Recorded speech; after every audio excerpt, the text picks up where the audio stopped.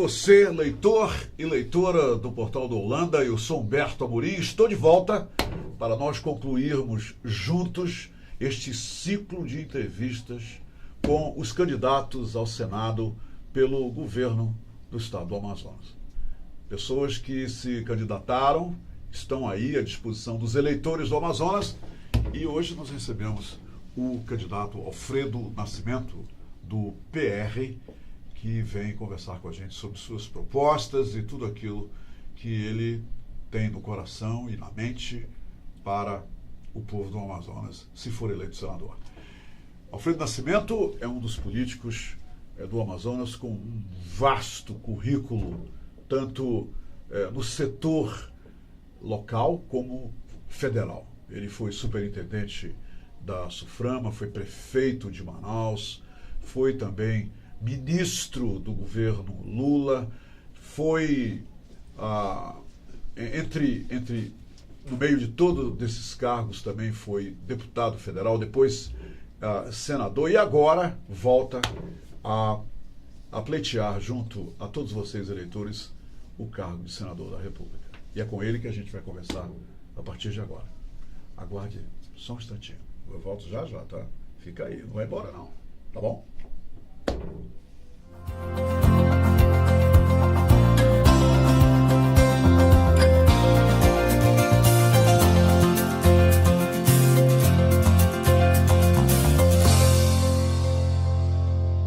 Muito bem, eu estou de volta agora para valer. Vocês já estão vendo aqui o candidato Alfredo Nascimento, que gentilmente aceitou o nosso convite para conversar com a gente sobre a sua candidatura ao Senado Federal pelo PR. Candidato, seja muito bem-vindo, como é bom recebê-lo aqui no Portal do Holanda, e eu gostaria de iniciar essa entrevista já lhe perguntando o seguinte.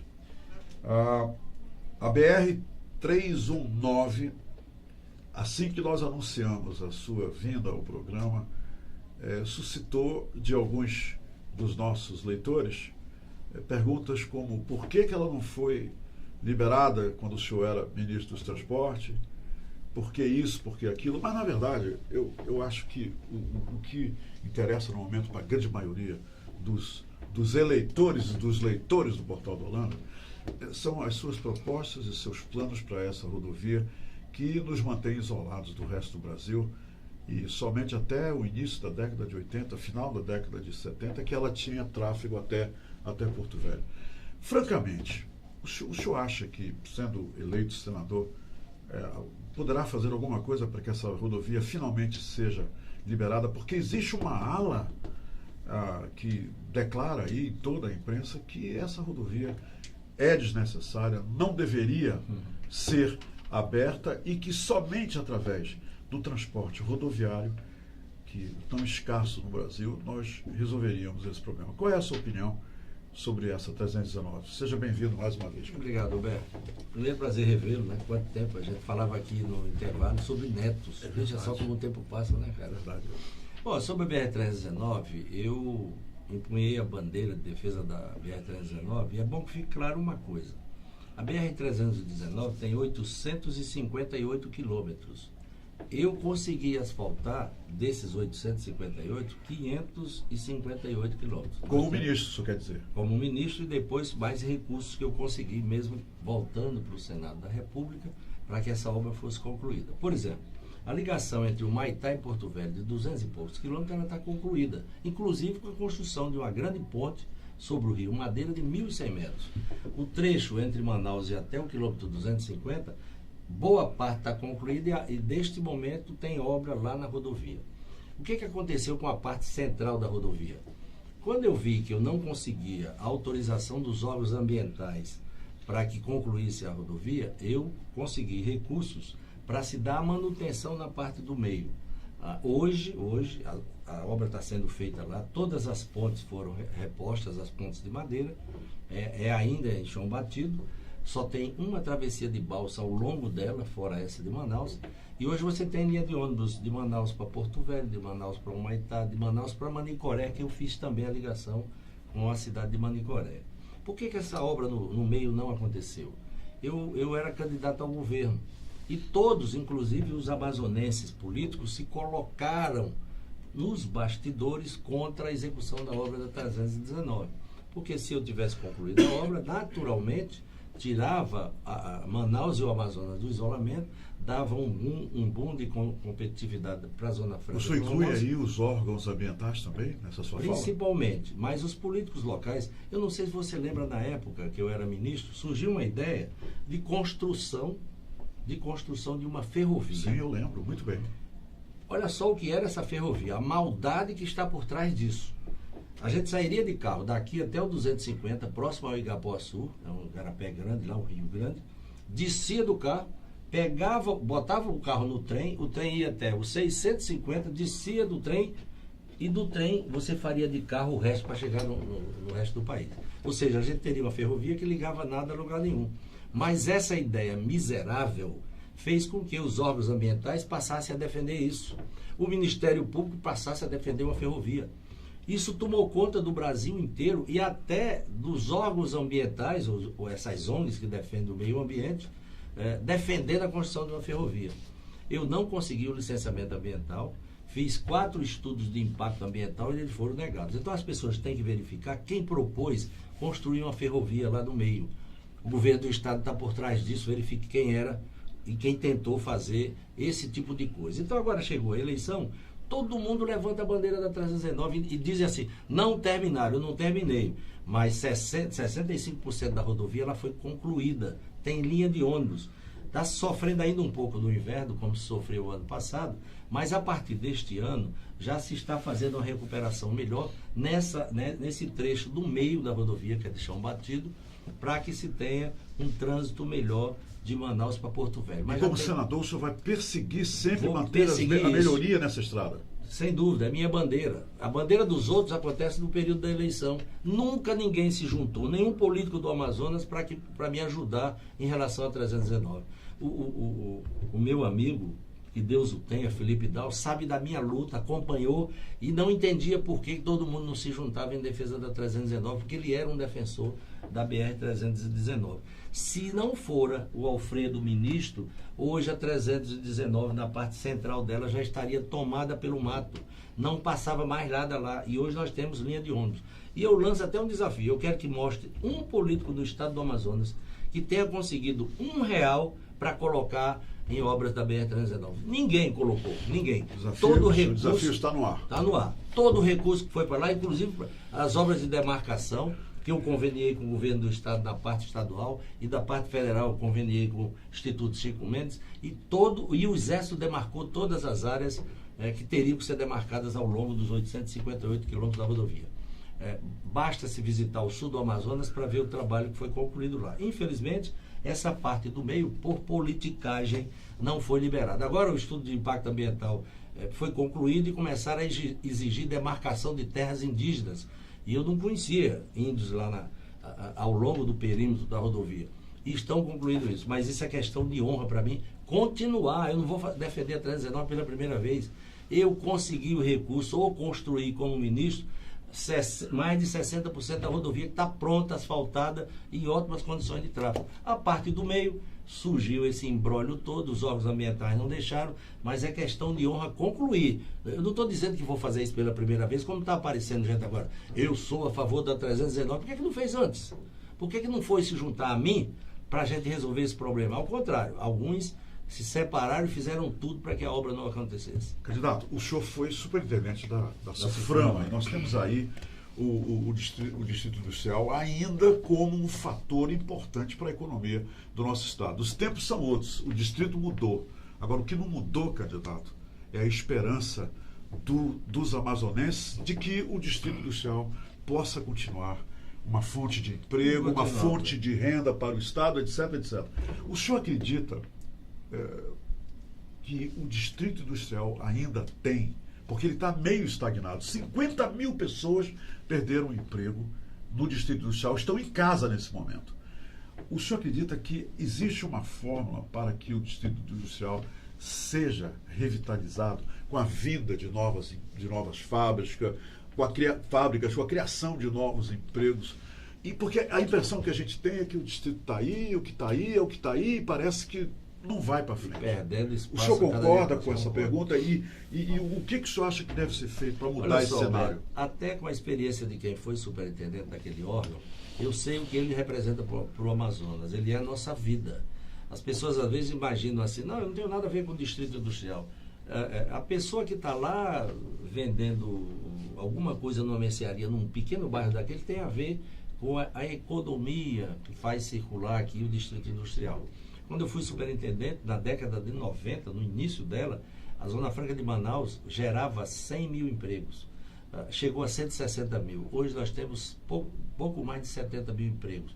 E as indústrias enfrentando sérias dificuldades. Tem que se juntar a isso também à crise brasileira. A crise brasileira está muito junto a isso. Bem recentemente, o presidente da República cometeu uma covardia conosco, os parlamentares. Ele prometeu que não mexeria na Zona Franca de Manaus. Está falando do Michel Temer. Do Michel Temer. Nós demos entrevista aqui, os 8 deputados, 3 senadores, e ele prometeu que não faria nada contra a Zona Franca de Manaus, e na madrugada surgiu o decreto que alterou a alíquota dos concentrados sem que tivesse sido combinado conosco. O Senado fez uma briga legal, ganhou de forma apertada, mas lá no Senado é mais fácil negociar. Na Câmara é muito difícil. 8 deputados e 3 senadores enfrentarem, por exemplo, São Paulo, que não tem nenhum interesse na Zona Franca, que tem 70 deputados. Agora, para ser justo, todo mundo que está lá defende a Zona Franca. Foi assunto da Zona Franca, um corre para o partido, pede para votar. Eu mesmo fiz muito isso com o meu partido, os outros parlamentares fazem isso. Eu que tenho uma certa influência no partido, vou lá, sento. Eu não voto nada com o governo se não votar a Zona Franca. Então, nós temos lutado muito para defender uma coisa que na cabeça dos outros brasileiros é uma coisa ultrapassada, que é um benefício grande demais. Eles não consideram que nós preservamos para eles e para o Brasil a floresta que aí está, que a nossa indústria não é poluente. A guerra da Zona Franca de Manaus com o resto do país tem a ver com a não conclusão da BR-319. Você não tem noção do que eu enfrentei, dos lobbies que fizeram, mas era confusão todo dia para que não se conseguisse o licenciamento ambiental da parte do meio. É a única estrada do país já implantada, já concluída como E319, que só num trecho, nos outros trechos eu consegui fazer. Mas quando sentiram que eu ia concluir, vetaram a parte do meio. É a única estrada brasileira que tem necessidade de estudo de impacto ambiental pedido pelos órgãos do meio ambiente. As outras todas, se ela já existe, é só asfaltar, até porque não se derruba nenhuma árvore ao longo desses 400 quilômetros. A estrada está lá, ela está implantada. Tem que limpar o caminho. Tem que limpar o caminho. Candidato, nós vamos fazer um rápido intervalo comercial, mas já a gente volta para continuar conversando com Alfredo Nascimento, candidato do PR ao Senado Federal pelo Estado do Amazonas.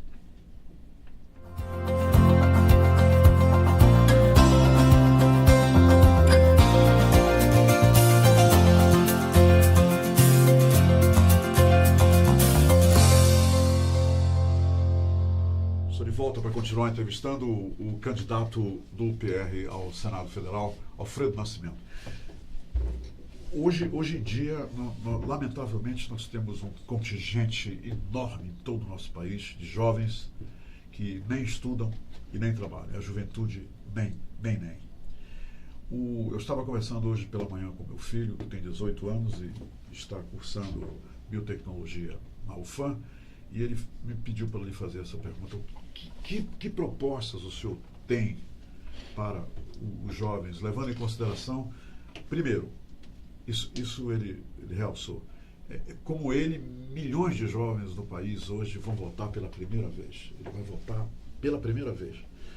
O que o senhor pode dizer para ele e os seus pares com 18 anos de idade para convencê-los de que realmente, como senador, o senhor vai conseguir fazer algo, primeiro para diminuir esse número absurdo de jovens que não estão na escola, nem estão trabalhando, os nenéns. E segundo, para incentivar as pesquisas, incentivar o desenvolvimento e a garantia dos centros de excelência no Brasil. Qual é o nome do seu filho? Nicolas Artanes. Nicolas. Olha, Nicolas, falando para você e para os teus colegas que têm essa faixa de idade, que estão começando a vida, a gente tem que fazer uma mudança estrutural no país. O meu velho pai dizia que, principalmente o filho do pobre, ninguém tem caminho nenhum sem educação, né? Sem estudar, sem ter uma educação de qualidade. O meu velho pai dizia que se o filho de pobre, que era o nosso caso, não estudar, não tem futuro na vida. E ele é um homem com pouca instrução, mas enxergava isso já há muito tempo atrás. Nós temos defeitos estruturais no país. Se a gente não investir em educação, essa geração de emprego que ocorre lá na ponta, ela é fictícia, ela é passageira. Hoje a gente tem uma distribuição de recursos muito injusta. 60% de tudo que o país arrecada fica com a União, para prestar nenhum serviço. Basicamente para passar o dinheiro quando quer, fazendo política com isso, não é? E ficando com 60% dos recursos. 25% pertence aos estados e 15% pertence aos municípios. Então fica aquela briga. Vamos aumentar o percentual da saúde, da educação. Tem que botar mais dinheiro para os estados e para os municípios. Esse dinheiro, quando chega, sai da União e vem para cá, mais poder político tem o estado de São Paulo, por exemplo, consegue muito mais do que o Amazonas. Aquilo que está fora do que está previsto para a educação. Então, essa equação tem que ser alterada. Só através dessa equação, mudando o percentual de distribuição de recursos, e isso o Congresso Nacional vai ter que fazer, vai ser minha bandeira no Congresso Nacional, redistribuir esse dinheiro. É o primeiro ponto. Chegando esse dinheiro lá na ponta, para a universidade. Olha a crise que está. Nós tivemos hoje um incêndio em São Paulo, uma coisa. Aliás, no Rio de Janeiro, o Museu Nacional, uma coisa, sabe, por conta de não ter dinheiro para fazer a manutenção. Receberam 54 mil reais esse ano. 54 mil reais esse ano. Entendeu? Agora, aquilo é repasse para a universidade, da universidade para passar para o museu. Quando chega lá, não chega quase nada. E não tem, nesse local, as pessoas não têm a visão da importância que tinha, né? Porque acabou o Museu Nacional. Então, é assim, essa redistribuição do dinheiro, ela tem que ocorrer. Em relação a Manaus, para a geração de emprego e renda, a gente tem que fortalecer a Zona Franca de Manaus na defesa dela, mas a gente tem também que pensar em outras possibilidades. A gente sempre fala, quando chega a campanha política, todo mundo diz, olha, tem que trazer para cá a indústria com produtos regionais, é isso, aquilo. Mas qual é o incentivo que é dado para isso? Por que a indústria vai sair lá de São Paulo para vir para cá, se lá está o centro consumidor? Se ela vem para cá e para chegar esse produto de volta, não tem infraestrutura para chegar. Durante 4 meses do ano, só se entra ou se sai com mercadorias aqui de avião. Por quê? Porque quando o rio baixa, o navio que sai daqui com os produtos da Zona Franca de Manaus, eles saem com metade da capacidade, com 50%, porque o rio não tem profundidade, não tem calado. Mas só que a empresa paga o navio inteiro. Ou seja, dobra o preço do que ele paga como transporte e encarece lá na ponta o produto. Então, a gente precisa primeiro corrigir algumas coisas aqui infraestruturais. Uma delas é a BR-319. Eu enfrentei essa dificuldade, gente por trás de tudo que é lugar, do Brasil e do mundo, para não fazer a parte do meio. Porque quando eles perceberam que eu iria concluir a obra, travaram a parte do meio para que ela não acontecesse. Então, essa geração de emprego, ela tem também muito a ver com a formação que se dá para o garoto, lá da base. Essa distribuição de dinheiro, ela tem que mudar. Não tem como continuar. E o senhor vai lutar por isso? É minha bandeira. Um dos primeiros projetos que eu vou apresentar, mas não vou apresentar um projeto, porque eu apresentei para fazer número, não. Eu vou trabalhar esse projeto para a gente mudar a distribuição do dinheiro no Brasil. Como é que o senhor vê hoje o interior e como é que o senhor quer ver o interior do estado do Amazonas? Porque o quadro que se traça hoje do interior se resume a uma palavra: abandono. Abandono total. Abandono total. Fale um pouco sobre isso, candidato. Olha só, eu sou municipalista. O período que passei lá em Brasília, eu levei tudo que eu tinha de investimento para o interior do estado. Porque se em Manaus a coisa está ruim, no interior dá dó. Não tem atividade econômica em nenhum município do interior. Qual é o dinheiro que circula lá? É o dinheiro que paga aos funcionários da prefeitura, aos funcionários do estado, ao Bolsa Família e os aposentados. Essa é a economia de 100% dos municípios do interior. Não tem atividade econômica, portanto não tem geração de emprego. Eu entendo que é necessário, tanto o governo federal quanto o governo estadual, voltar um pouco o seu olhar para o interior para acabar com essa confusão. Eu estou visitando alguns municípios. A gente fala aqui em insegurança, várias propostas, todo mundo diz isso, aquilo e tal. Cara, é tão simples enxergar. Eu estive há cerca de um mês atrás na Tríplice Fronteira, Tabatinga, Atalaia e Benjamin. A cidade de Atalaia, por onde entra boa parte do tráfico da droga produzida na Colômbia e no Peru, passa tudo por ali, tem lá 6 policiais. Inclusive armas, né? Inclusive armas. Tem 6 policiais, um sargento, um cabo e 4 soldados. Um estava de férias e o outro dispensado. O carro dele estava quebrado. Eu fui lá olhar, o carro sem funcionar, o carro da polícia. E isso, pessoal, do lado brasileiro que está ali para proteger a fronteira. Proteger. Uma pistola, tia. E o sargento acumula o cargo de delegado. Ora, vem os traficantes com droga, com metralhadora, entendeu? E o cara com a pistola, como é que vai defender 6 pessoas? Ele finge até que não vê esse povo, né? Então, quer resolver o problema das facções aqui, fecha a entrada da droga, põe policial lá armado, todo mundo sabe onde é, né? Todo mundo sabe onde é. Se você conversar com as pessoas lá nessas cidades, todo mundo sabe, olha, vem por aí, ó. Esse rio aqui que passa, aquele garapé vem aí, e as pessoas não cuidam disso. E qual é o problema? É a centralização excessiva do dinheiro no governo federal, que ele tem mais, e sobra isso. O que o município de Atalaia pode fazer em termos de segurança pública? Nada. O que o governo do estado faz em relação à segurança pública? 6 policiais que estão lá para dar segurança na entrada da droga. Segurança entre aspas. Né? Insegurança, para dar insegurança. Como é que um policial daquele com a pistola vai ver os caras com a metralhadora? Eles passam com aquelas pontos .50, com aquele tripelas em cima, assim, que atira, derruba até árvore. O cara com a pistola na mão vai fazer o quê com aquilo? Nada. Vai deixar passar e faz de conta que não viu nada. Então, essa guerra de facções que acontece hoje em Manaus tem a ver com um defeito lá na entrada, lá na base. Então, só tem o senhor esteve jeito. lá, o senhor viu isso? Eu vi isso. Só tem um jeito para isso. É formatar uma nova distribuição de recursos para que estados e municípios tenham mais dinheiro. A União não tem para que ter dinheiro. O Ministério da Saúde tem dinheiro para os programas, para passar. Só faz repassar, não tem estrutura para fazer nada. Quando passa dinheiro aqui para a saúde, quem é responsável pelos hospitais? O Estado. Quem é responsável pelo serviço de atendimento básico? Os municípios. Por que não passa o dinheiro direto para isso? Tudo que tem para a saúde, vamos dividir. de gelo, né? Ela vai...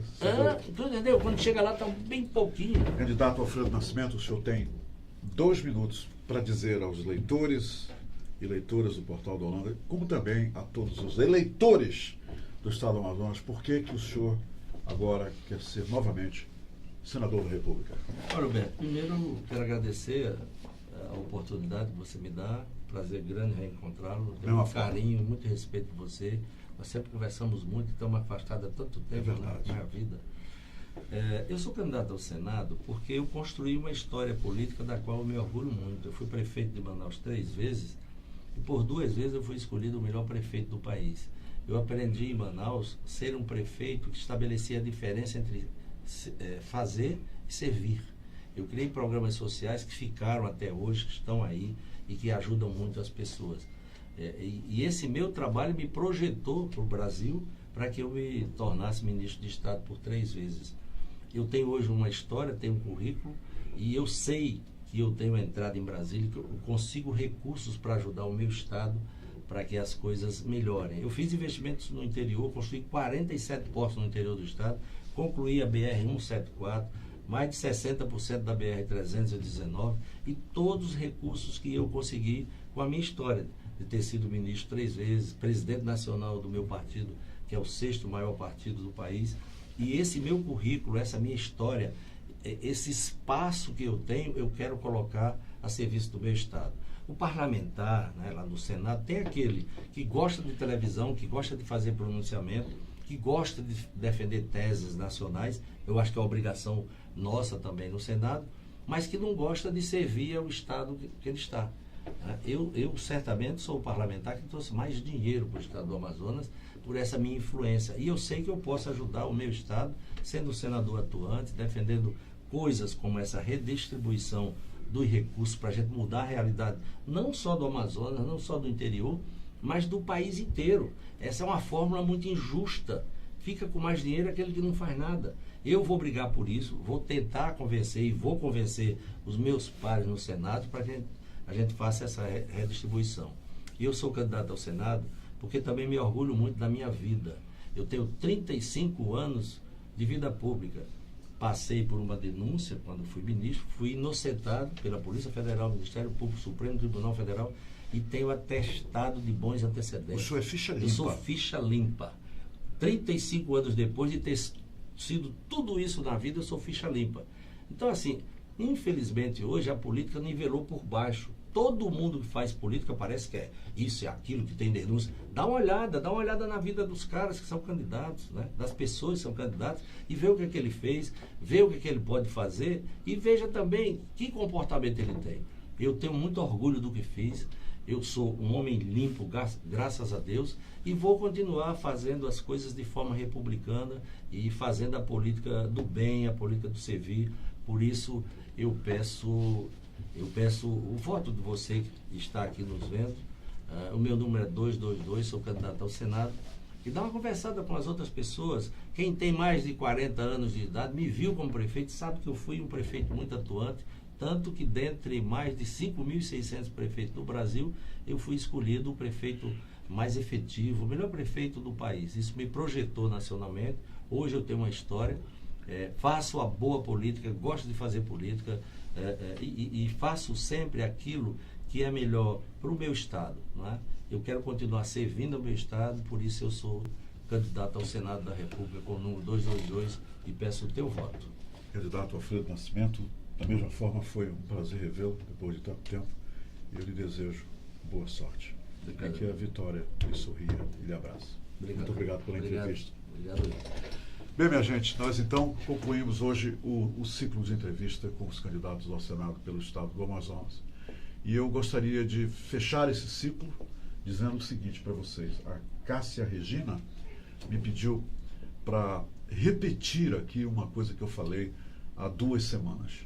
Eu mencionei no final de uma entrevista, depois que o candidato veio aqui, que se você vender o seu voto, se você trocar o seu voto, o político está lhe dizendo, sem usar palavras, mas com atos, que você é um otário. Porque quem troca voto por vale gasolina, por vale rancho, por vale seja lá o que for, ou mesmo por dinheiro, você está prejudicando não só a si mesmo, mas a toda a sociedade, principalmente a sua comunidade, aí no seu bairro. Porque esse político, depois que ele foi eleito, vai ficar morrendo de rir da sua cara. E ele vai fazer o que bem entender, porque o compromisso dele com você já está resolvido. Você vendeu o voto para ele e ele deu o rancho, o dinheiro, o vale, seja lá o que for para você. Pense nisso. Obrigado pela companhia. E que vocês elejam os melhores e votem com consciência, com seriedade.